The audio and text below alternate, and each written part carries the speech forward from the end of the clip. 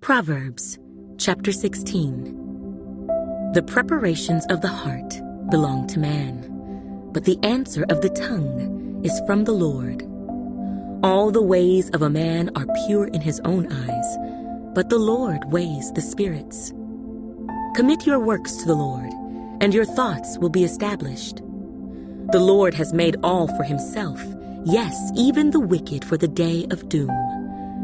Everyone proud in heart is an abomination to the Lord.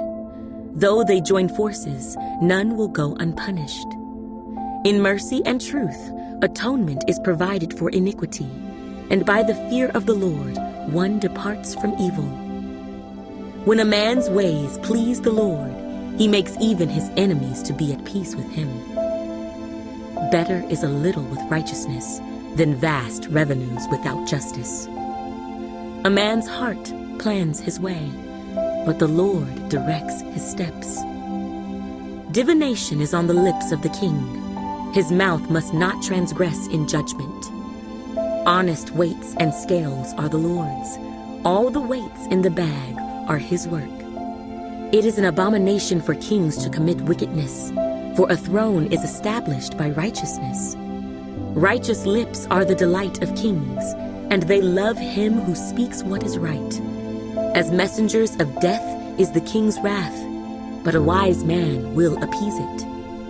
In the light of the king's face is life, and his favor is like a cloud of the latter rain. How much better to get wisdom than gold, and to get understanding is to be chosen rather than silver.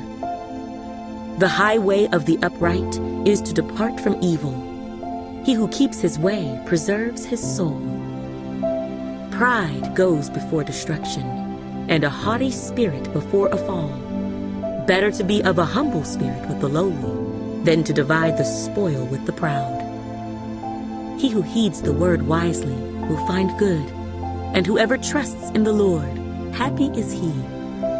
The wise in heart will be called prudent, and sweetness of the lips increases learning.